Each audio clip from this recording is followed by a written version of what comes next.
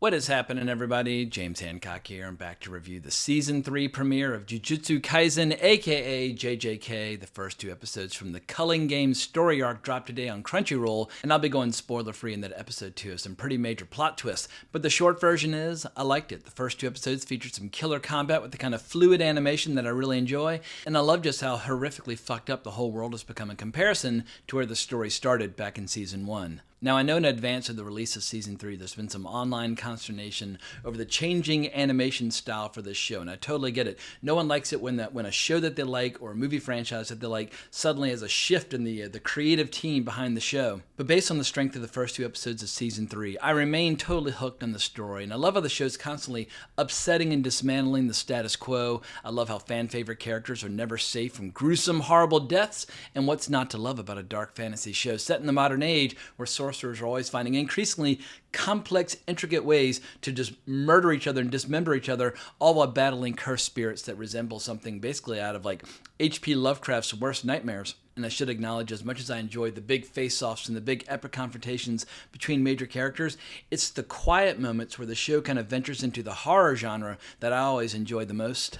And I worry that as the scale and the scope of the story increases, as well as the power of the characters continues to increase, we'll see fewer and fewer of those kind of quiet horror moments like the scenes in the school in episode 1 of Season 1, as well as the Season 2 finale with that little girl being lured to her doom by that one cursed spirit. That's the kind of stuff that really gives me the heebie-jeebies. But in that most of the fanatics for the show have probably already hungrily devoured the first two episodes, let's slow down a bit for the unconverted, because my goal of this video primarily is just to put it on the radar of viewers who might enjoy it as well. So let's start with the basics. Jujutsu Kaisen started as a manga back in 2018, written and illustrated by Gege Akutami, if I'm saying that at all correctly. But the show got underway in 2020 and is produced by MAPPA, a company that's rapidly becoming a major player in the world of Japanese animation. Founded in 2011, since then, they've been involved in Season 4 of Attack on Titan, Season 2 of Vinland Saga, Chainsaw Man, as well as a ton of other shows and flicks that I need to get caught up on. But the gist of this show, Jujutsu Kaisen, is pretty straightforward.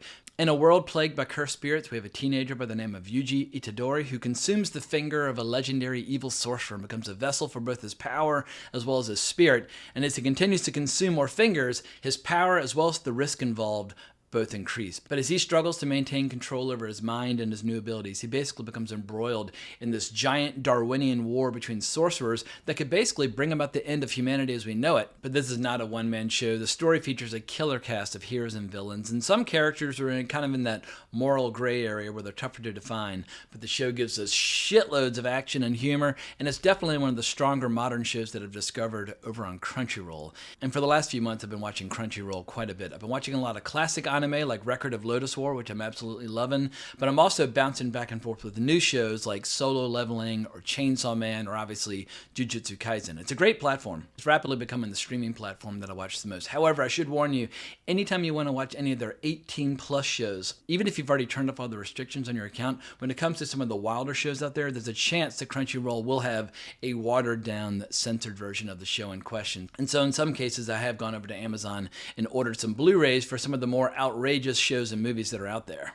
But getting back to the Season 3 premiere of Jujutsu Kaisen, and once again, no spoilers, but the beginning of the episode gives us this incredible sequence where there's no dialogue, there's just music and atmosphere and style and combat, where we see just how dark and disturbing and chaotic the world has become thanks to the events at the end of Season 2. And we see how no matter where Yuji goes, he's either going to be fighting just like this endless army of cursed spirits and or sorcerers who have agreed to hunt him down and execute him for all the atrocities committed when he temporarily lost control over his body during Season 2. But the new wrinkle that's introduced to the story in the Season 3 premiere, and I guess it's just kind of spoiler light, so bail out now if you don't want any spoilers whatsoever. But the head of the Zenin clan has died, and there's a character by the name of Naoya who's eagerly looking forward to gaining control. However, as the will of his father is being read, he learns that if the character of Gojo has either died or been rendered kind of incapacitated, then the new head of the clan will be Megumi Fushiguro, meaning that Naoya might have to go out and get his hands dirty and murder Megumi, and he might as well try and murder Yuji along the way, which leads to some absolutely epic combat in the Season 3 premiere. And what I like about the character of Naoya is how he's one of these classic sneering, overconfident, arrogant villains. And a perfect example of this, he's in the middle of this battle scene with Chozo, and they're just like, firing punches and kicks back and forth at each other. It's like something out of a Fist of the North Star. But in the middle of this choreography, in the middle of this combination, he removes one hand just to sneeringly kind of wipe his hair back while still fighting one-armed. It's just a great little character beat where without any dialogue, it basically tells us all we need to know about this character. But obviously the feature attraction of the Season 3 premiere is the arrival of Yuta Akotsu on the scene and his inevitable battle with Yuji. And without giving away any spoilers, I'll just say they don't make you wait long for their confrontation, and you'll be very happily surprised by the results. My only real criticism of the Season 3 premiere is that it was too short. It was only 2 episodes, which is like 50 minutes of story, which sadly did not leave enough time for an appearance by my favorite villain of the show, Kenjaku, aka Suguro Geto, who basically, I don't know which name he should go by because the original body is Kenjaku, but he has swapped out his brain with Suguro Geto, allowing that sorcerer to live again. In any case, he's just an absolutely incredible villain, and like any great villain, he's got a really cool backstory. And I loved all that stuff in Season 2 where we got to learn about how he and Gojo used to be really, really good friends before they became mortal enemies, and the imprisonment of Gojo and that weird device in Season 2 is definitely the storyline that I'm most engaged in or most invested in moving ahead. But as far as episode 2 of the Season 3 premiere is concerned, I think it does a good job of setting up all the inevitable action and conflict and drama to come. But my favorite little bit might have been when it gave us this lightning fast montage of all the rules and regulations related to the culling game. And I was thinking, like, do I need to pause the show and actually read all this crap? Or can I just assume they're kind of having a laugh at our expense, showing just how complicated the rules of this contest may be, but the main goal of the culling game. If the villains in the story have their ways, it'll usher in a new golden age of sorcerer versus sorcerer, constantly honing and perfecting their talents and their skills. Humanity will fall by the wayside, and it'll basically be like the world will be reverted to how it was like 1,000 years ago, where it's dominated by cursed spirits and sorcerers, constantly just murdering and killing each other. And I imagine that no matter what happens throughout the course of Season 3, it's going to be a very entertaining ride every step of the way. But just to close out this video, I want to talk a little bit about anime in general, as well as its role in the overall entertainment landscape in 2026. I was listening to a fascinating podcast the other day, Matthew Bellamy's show, The Town, and they were talking about how in 2025, anime basically graduated from being niche entertainment to mainstream entertainment, because the success of movie releases like Chainsaw Man, the movie Reze Arc, as well as Demon Slayer, Kimetsu no Yaiba, Infinity Castle, that level of success can no longer be ignored. And for a studio like Sony, which has the rights to distribute a lot of that content in North America, it's going to become an increasingly important part of their overall output when it comes to shows and movies, etc. and so forth. But anytime I listen to prominent entertainment journalists and or executives discussing anime, what I find totally bewildering is how they're willing to acknowledge that people around the world love this stuff and eat it up, and the audience is growing. But at the same time, these same entertainment journalists and executives will make zero effort or zero attempts to try to understand what makes it popular in the first place. They just stubbornly refuse to do the easiest thing in the world: sit on your sofa and watch the shows or watch the movies, many of which are wildly entertaining. And you can tell their attitude is, oh, this is just for like true like niche diehard nerds. Maybe we can do like American remakes of some of these concepts, or maybe we can make our own shows and have like a style that is reminiscent of Japanese animation, and we can call it anime even though it isn't. That's what I worry about moving forward, is that companies in Hollywood will try to create animation that looks and feels a little bit like Japanese animation, but it actually won't be Japanese animation. And for me, unless it's being made by Japanese filmmakers with Japanese talent, it's not anime. And for me, what makes anime so different from American animation is how Japan has a completely different set of storytelling traditions and storytelling values. And when you watch a movie by a director like Yoshiaki Kawajiri, who's probably my favorite director in the history of Japanese animation, you will see stories and characters unlike anything you would ever see coming out of Hollywood. And that's what makes it fresh and different and original and exciting. And I worry that moving forward, Hollywood will continue to get it wrong when it comes to understanding the appeal of anime. What they should do is just focus on giving the good shows and the good movies the widest possible distribution. And there's some companies that get it, like a company like G-Kids. Over the last couple of years, G-Kids has not only been releasing a lot of new animation, but they've also been re-releasing a lot of classic animated movies by directors like Hayao Miyazaki, which means that kids that are age 5, 6, or 7 are getting to see movies like My Neighbor Totoro in the theater for the first time.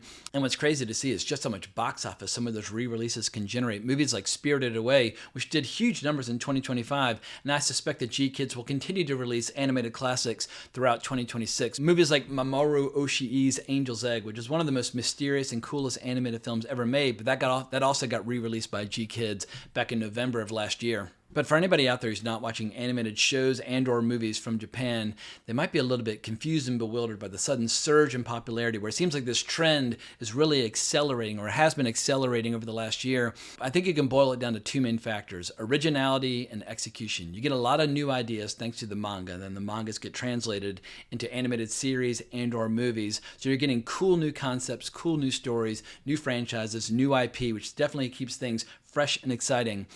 But if you have something that's an extension of an existing franchise, like a subsequent season or a new movie, or a franchise like Lupin the Third that's been around for decades, where they're making more movies. Hang on, I gotta sneeze. Is it gonna go away? I think it's going away. But anytime they extend an old franchise, they execute as well as humanly possible in a way where they try to keep the old fans satisfied while bringing new fans into the fold. Compare these two factors to Hollywood, where you have a lack of originality, a lack of new IP, a lack of new stories.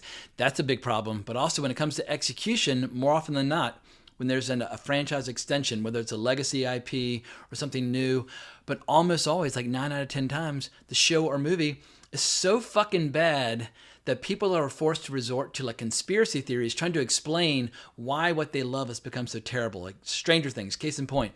10 years ago, that was a new idea, but the recent season 5, which I have not watched, but I watched this whole, what is it called, Conformity Gate unfold over the last couple of days, where the fanatics for the show were so perplexed by how terrible the recent season was, they had to come up with this idea that there were secret episodes or an entire secret season that Netflix was going to release later, and that would be the true finale or the true season. I'm like, no, sometimes Hollywood just makes terrible shows and movies and disappoints people. And I guess that's just part of the aging process, is getting used to disappointment and watching things that you love get turned into things that you hate by Hollywood. And there are a lot of franchises over the last 5 or 10 years where that has been the case, which is what's been driving me over to Crunchyroll and other platforms to watch Japanese animation, because I still love shows and movies, and I still love old shows and movies, but in my limited time left on this planet, I don't want to waste those precious days wondering why all these shows and movies that I used to love coming out of Hollywood have turned into shows and movies that I absolutely despise. And don't get me wrong, every once in a while on this channel, if it's something like Rings of Power, I'll play. I'll talk a little shit and make fun of how ridiculously bad that show is. Or maybe next week with the Starfleet Academy, I might not be able to resist throwing a few daggers their way. However, in general, I want to read great books. I want to play great video games. I want to watch great movies, and I want to watch great shows. And right now in the world of contemporary entertainment, when it comes to the genres that I love, like fantasy and science fiction and superheroes and horror, I'm just finding it a lot easier to find cool stuff through Japanese animation as opposed to Hollywood studios. But not to worry, I haven't completely given up on Hollywood. Right now I'm working on a 75th anniversary review for Samuel Fuller's film The Steel Helmet, so I still like Hollywood as long as the movies are 75 years old. In anticipation of the upcoming release of The Odyssey this summer, I've also been chipping away at the research for a video about the top 10 worst and best examples of Greek mythology being adapted into movies. You'd only get into trouble. I have been here thousands of years. I am bored. Don't interrupt your father. But that's a big video. It's going to take me a little while to work on, and I'm not quite sure when that'll be finished. But the Samuel Fuller video will be coming soon. But just as a way of bringing this in for a safe landing, long story short, Jujutsu Kaisen, it's a really cool fucking show. I don't rank it quite on the level of something that I really love, like Wicked City by Yoshiaki Kawajiri, which came out in 1987. I feel like when it comes to dark adult fantasy set in a modern setting, that's about as good as it's going to get. However, there have been like 47 or 48 episodes of Jujutsu Kaisen so far. It's been keeping me deliriously entertained over the last few weeks and months, and I eagerly look forward to whatever is going to come over the rest of Season 3. Also, if you're fully up to speed on Jujutsu Kaisen and you're looking for new shows to get invested in, Season 2 for Hell's Paradise is coming next week. I started watching Season 1 last night. I absolutely love it, and I'll definitely be reviewing the Season 2 premiere at the appropriate time. But thank you so much for listening to this rambling, kind of ranting, and kind of meandering review. If you enjoyed it, please consider liking, subscribing, hitting the notification bell. I would greatly appreciate it, but more importantly, as always, onwards and upwards.